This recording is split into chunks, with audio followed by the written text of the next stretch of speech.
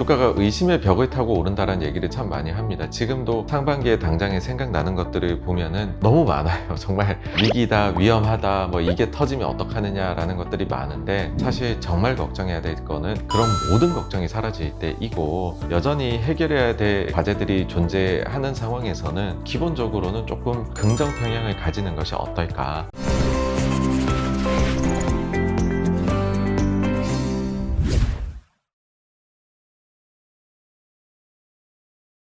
또 요것도 말씀을 드리고 싶은데, 아무래도 매크로에 대해서 좀 큰 방향을 좀 이제 잡고 싶어 하는 투자자분들이 계시다 보니까, 사실 책에서도 말씀을 해주셨지만, 앞으로 이제 코로나 엔데믹이 이제 보편화된 이런 세계에서 앞으로 3년 정도, 아니면 5년 중기적인 좀 매크로 뷰를 어떻게 보고 계신지 궁금합니다. 이제 일단은 시장 상황은 전체적으로 어떠할까에 대해 가지고서는요, 사실 이 정도의 일을 겪으면 경기 침체를 겪어야 되는 게 보통이고, 그게 과거를 보면 확률상으로는 훨씬 높았습니다.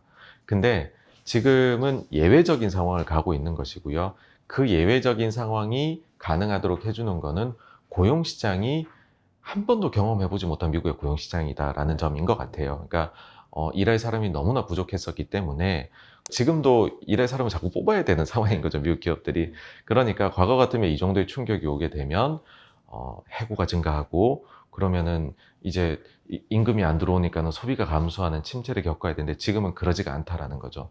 그러면은 과거에 이런 비슷한 상황이 있었느냐? 그러니까는 침체스러운 정도의 데이터들이 막 이제 매크로 데이터들 환경에 놓여져 있었는데, 그걸 뚫고서 침체에 빠지지 않고 지나갔던 사례가 있느냐 하면, 그런 사례들도 몇 차례 있었어요.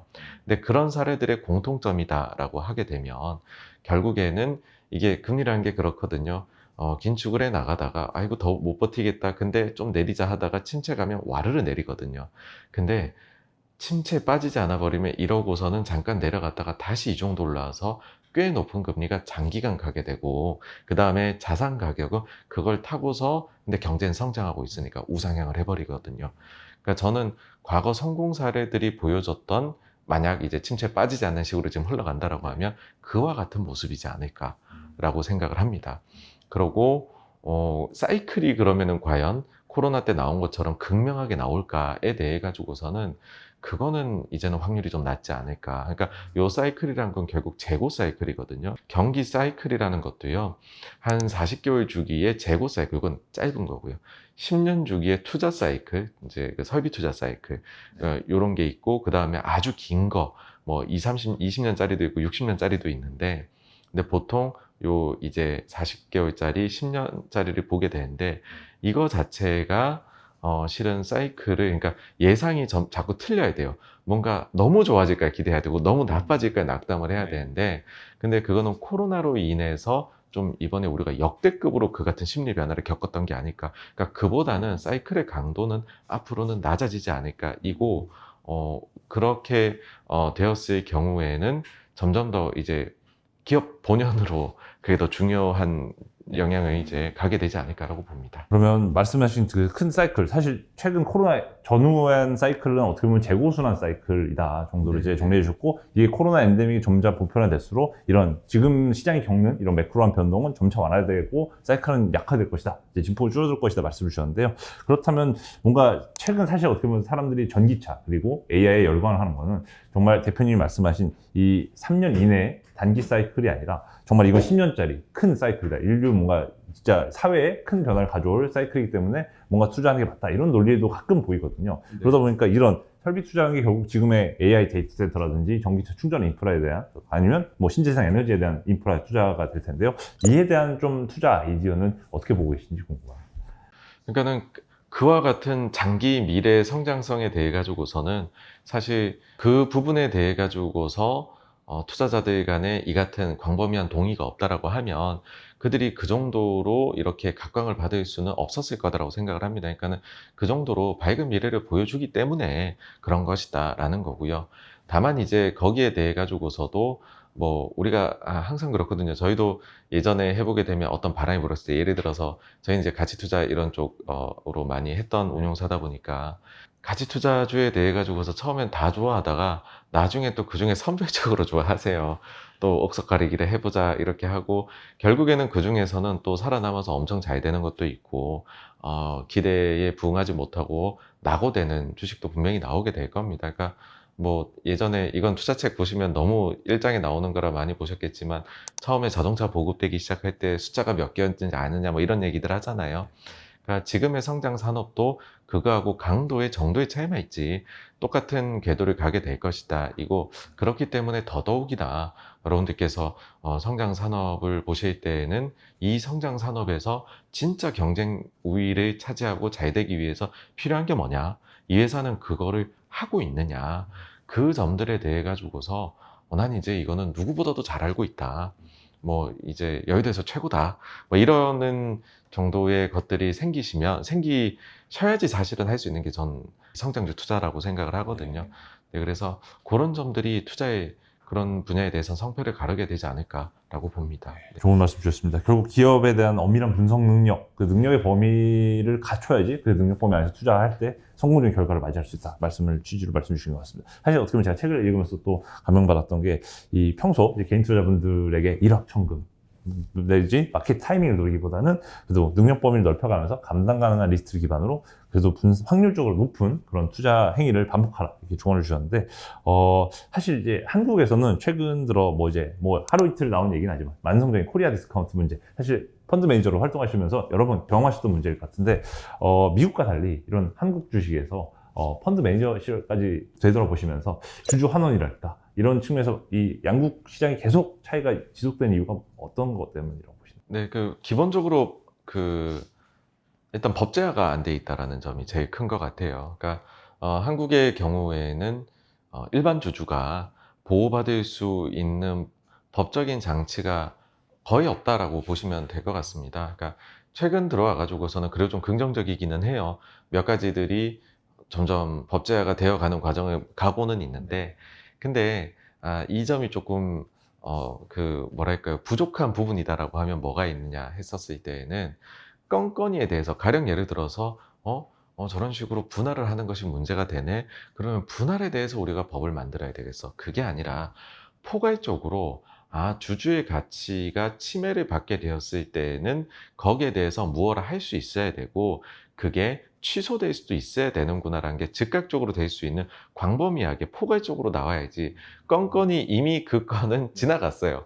버스는 지나갔고 이미 다 엎질러진 물이 된 상황에서 이거는 앞으로 이런 식으로 여기에만 딱 한다라고 했을 때에는 두 가지의 단점이 있습니다.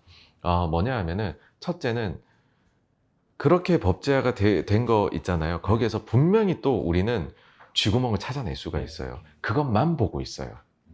지금도 요번에 하는 것들 중에서 쥐구멍을 바로 찾을 수가 있거든요. 왜냐하면은 내 돈이 걸려 있는 상황에서 대주주들이 여기에서 본인의 사익을 취하고자 할 때에 그 강도가 얼마나 강한지는 상상을 초월합니다. 그러니까 그건 얼마든지 할 수 있다라는 거. 그래서 포괄적으로 해야 된다라는 게 첫째고요.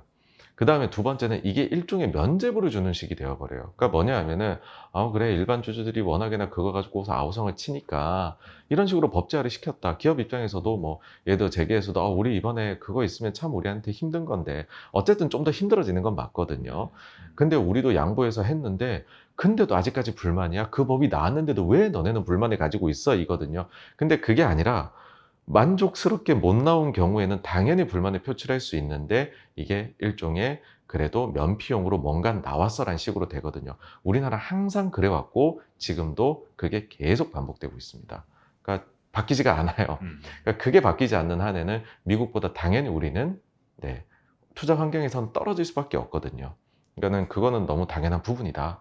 이거 결국에는 어떤 부분이 있냐면 상법에서의 개정이 적극적으로 필요하고 주주에 대해 가지고서 그것이 대주주든 혹은 일반 주주든 그러니까 소액주주라는 표현도 절대 안 썼으면 좋겠어요.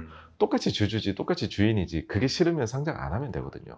근데 왜 상장을 할 때는 자금이 필요하니까 해놓고서는 그렇게 하는지는 모르겠지만 어쨌든 일반 주주하고 동등하게 대우를 받아야 되고 거기에서 차별이 있어서는 안 된다라는 것이 핵심적으로 들어가야 되고 그 임무를 이 사회가 철저하게 해야 된다라는 부분이 들어가야 된다고 봅니다. 그게 들어가지 않고서는 사실 저보고도 찾아보라고 하면 쥐구멍을 너무 많이 찾을 수 있거든요. 네. 결국 건건이 뭐 이렇게 유상증자가 됐건 물적 분할이 됐건 결국 이런 건 바이 건으로 뭔가 이 주주 보호 조치가 나와봤자 결국 이 포괄적으로 주주 가치를 보호하는 지금 제도적 장치가 정말 필요한데 이 상법 개정을 통해서 뭔가 좀 그걸 현실화할 수 있다 정도로 말씀을 주신 것 같습니다. 정말 사실 필요한 부분인데 이 미국과 한국의 투자 환경을 비교하면 너무 좀 차이 나는 부분이 많아가지고 좀 말씀드려봤고요. 마지막으로 저희 그냥 개인 투자분들께 한국 주식시장 그리고 미국 주식시장에 임하는 투자분들을 위해서 한 말씀 부탁드려도 될까요? 네. 네, 그러니까 주가가 의심의 벽을 타고 오른다라는 얘기를 참 많이 합니다. 지금도 상반기에 당장에 생각나는 것들을 보면은 뭐 너무 많아요. 정말 위기다, 위험하다, 뭐 이게 터지면 어떡하느냐라는 것들이 많은데 사실 정말 걱정해야 될 거는 그런 모든 걱정이 사라질 때이고 여전히 해결해야 되는 과제들이 존재하는 상황에서는 기본적으로는 조금 뭐랄까요, 긍정 평향을 가지는 것이 어떨까라는 생각이고요. 실제로 지금 우리가 많은 문제점들 해소를 해오고 있어요. 뭐 물가도 너무 높아지면 어떡하지라고 했는데 물가도 꽤 많이 낮아졌죠. 고용시장도 계속 저런 식으로 비대칭성이 심각하면 어떡하지 많이 해소가 되어왔고 그 사이 침체에 빠지면 어떡하지라고 하는데 어느덧 기업 이익에 대해 가지고서 긍정적인 부분이 이제 나타나기 시작을 했습니다. 어느 정도냐면요. 작년 4분기, 올해 1, 2분기까지는 전년 동기 대비 실적이 마이너스였어요. 역성장이었는데 올해 3분기부터는 드디어 플러스로 돌아서거든요. 그러니까는 긴 터널을 우리가 지나왔다라는 얘기를 드리고 싶습니다. 올해 3분기부터 본격화되는 기업 이익의 상향 조정 이걸 보시면서 너무 이렇게 비관적으로만 시장을 보지 말고 주식 투자자라면 그래도 물려 들어오면 물려야 뭐 이런 말씀도 있는데 그래도 긍정적으로 어떻게 보면 저도 역시 낙한 편향을 좀 가지고 있는 주식 투자자로서 성투하시라고 이제 말씀드리고 싶습니다. 다음에도 뭐 장광화 대표님 모시고 매크로 한번 진단할 기회 있으면 또 한번 여러분들 찾아뵙도록 하겠습니다. 지금까지 자이언트TV 양국성 기자였습니다. 감사합니다.